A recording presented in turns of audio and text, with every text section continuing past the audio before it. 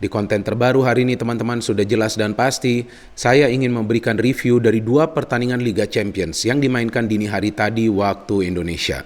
Yang pertama adalah pertandingan antara Villarreal versus Manchester United dan yang kedua adalah pertandingan antara Chelsea versus Juventus. Sebelum saya membahasnya lebih lanjut, pertama-tama saya ingin agar teman-teman juga menonton dan mendengarkan cuplikan yang berikut ini, di mana saya ada memberikan prediksi saya dari konten preview kemarin tentang 2 pertandingan ini. Silakan.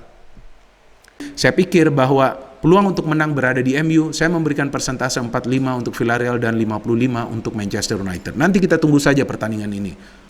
Kalau dari saya, menurut saya, bahwa pertandingan ini akan berakhir seri. Apakah itu 0-0 atau 1 sama. Maka itu saya memberikan persentase 50-50 dari pertandingan ini.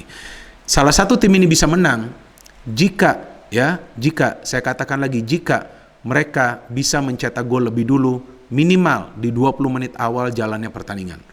Nah, seperti yang teman-teman bisa mendengarkan bahwa saya menjelaskan dan memberikan prediksi, MU akan menang lawan Villarreal, persentasenya adalah 45-55 untuk Manchester United. Dan juga pertandingan antara Chelsea versus Juventus akan berakhir seri, tapi saya juga ada jelaskan salah satu tim bisa meraih kemenangan jika salah satu tim tersebut bisa mencetak gol di menit-menit awal, di menit ke-20-an. Dan ternyata betul Chelsea yang mencetak gol dulu di menit ke-24 atau 25, dan kemudian ternyata Chelsea bisa membantai Juventus. Memang kemenangan telak Chelsea ini merupakan sesuatu yang di luar dugaan bagi saya. Karena seperti yang kita ketahui bahwa Juve itu punya defense yang solid. Tapi ternyata Juventus tidak berkutik di Stamford Bridge. Sedangkan pertandingan antara Villarreal versus Manchester United bagi saya bukanlah merupakan kejutan MU itu bisa menang. Karena seperti yang juga saya jelaskan di konten preview yang saya buat kemarin, bahwa menurut saya atau feeling saya bahwa para pemain MU itu yang mengerjain Ole Gunnar Solskjaer sehingga dia dipecat. Karena tampak jelas para pemain MU itu tidak disiplin ketika di awal musim ini masih dilatih oleh Ole Gunnar Solskjaer. Tapi di pertandingan dini hari tadi terlihat para pemain MU itu disiplin. Saya tidak melihat ada kesalahan yang dilakukan oleh para pemain MU yang berada di lini pertahanan. Solid sekali. Maguire saja tidak ngelawak. Fred saja mainnya bagus. Fred bisa melakukan blocking di mana blocking tersebut justru mengalirkan bola ke Ronaldo dan Ronaldo mencetak gol. Fred juga melepaskan tendangan on target. Fred juga yang melakukan intercept di lini pertahanan, kemudian dia juga yang mengalirkan bola bersama juga dengan Scott McTominay sehingga MU bisa membangun serangan dan mencetak gol di pertandingan tersebut. Jadi memang terlihat jelas para pemain MU tanpa Ole bermain lebih lepas. Tapi bukan berarti bahwa Carrick adalah sosok yang pas untuk melatih Manchester United. Karena secara keseluruhan, dari segi permainan, saya melihat bahwa MU tidak bermain kreatif. Tapi tentunya, untuk para pemain Manchester United, yang penting adalah bisa menang dan lolos dari fase grup. Karena musim lalu, MU tidak lolos dari fase grup Liga Champions. Jadi saya pertama-tama juga ingin menganalisa pertandingan Villarreal versus Manchester United. Yang membingungkan untuk saya bahwa di line up, Carrick sangat amat berani melakukan perubahan yang drastis. Apa perubahan itu?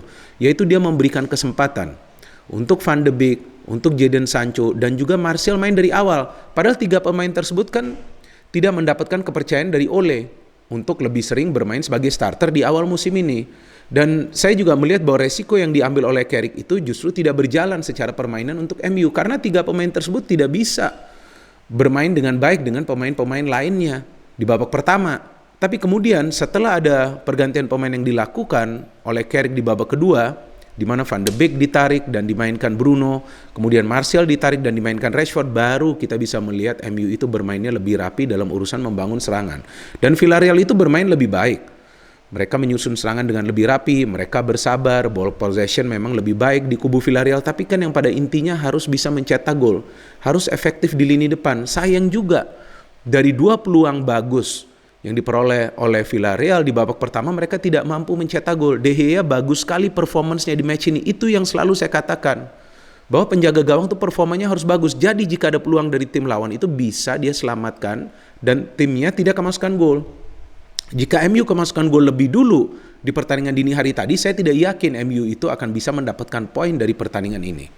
Tapi De Gea on form, dia melakukan save dari Gomez, dia melakukan save dari Trigueros, dan kemudian di Babak kedua juga dia melakukan save lagi-lagi dari Trigueros sehingga MU tidak kemasukan gol. MU tidak banyak peluang di babak pertama, tapi MU lebih banyak peluang di babak kedua karena para pemain inti yang biasa bermain dan juga yang mampu bermain kreatif seperti Bruno dan juga Rashford masuk. So this was a very good win for Manchester United, dan kita bisa melihat peran dari Ronaldo kembali sangat besar dan dia merupakan pemain yang vital di Manchester United yang selalu saya jelaskan dan tegaskan bahwa membeli Ronaldo itu tidak salah dan Ronaldo adalah pembeda di atas lapangan, tapi para pemain lain juga perlu mensupportnya. Pada saat saya siaran di SCTV dini hari tadi juga saya menjelaskan bahwa para pemain itu harus mengikuti cara bermainnya Ronaldo, mau tidak mau. Karena Ronaldo lah yang akan bisa menjadi penyelamat, yang bisa menjadi pembeda, dan betul Ronaldo yang menjadi pembeda. What a goal. Ya kan, dia mendapatkan bola liar, dia bisa melakukan tendangan sedikit tinggi tapi ke sebelah kanan, posisi dari penjaga gawang Rulli, sehingga dia bisa menjebol gawang dari Rulli. Fred luar biasa kan melakukan blocking tuh, yang selalu dikritik. Kok bisa sekarang mainnya bagus, sudah tidak ada Ole. Nah aneh juga, kemudian dia juga yang intercept di belakang, dia yang berikan bola ke McTominay, dan Ronaldo juga yang terlibat dalam proses serangan tersebut. Dia kasih bola ke Rashford, Rashford ke Bruno, dan Bruno kepada Sancho yang mencetak gol pertamanya di Liga Champions musim ini.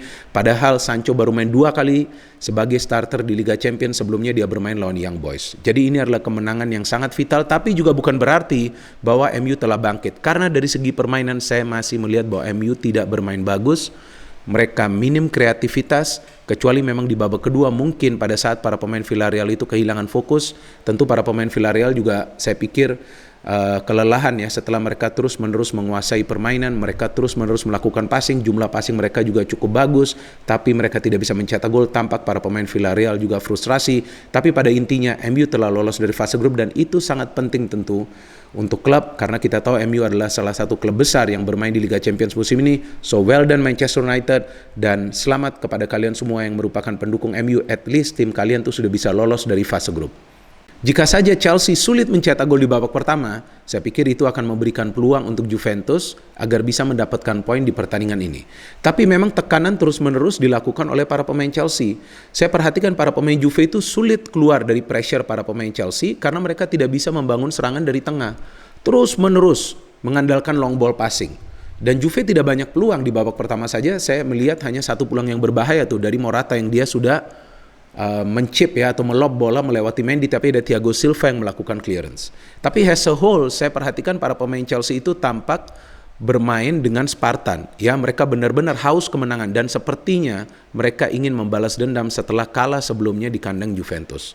Juga yang saya jelaskan di konten preview bahwa ini adalah momen untuk Chelsea membalas dendam dari kekalahan pertama yang mereka alami dari Juventus di pertemuan pertama. Dan saya juga kaget melihat permainan para pemain Chelsea, apalagi para pemain mudanya. Chalobah yang bermain pertama kali di Liga Champions bisa mencetak gol pertamanya.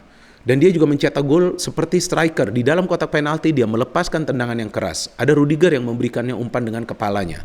Dan Chelsea sayangnya justru lagi-lagi ya finishing dari para pemainnya tuh tidak begitu bagus, khususnya Callum Hudson-Odoi. Seharusnya Odoi itu bisa mencetak lebih banyak gol lagi di pertandingan ini. Ada tendangan dia yang off target, ada tendangan dia yang diblok, ada tendangan dia yang di save.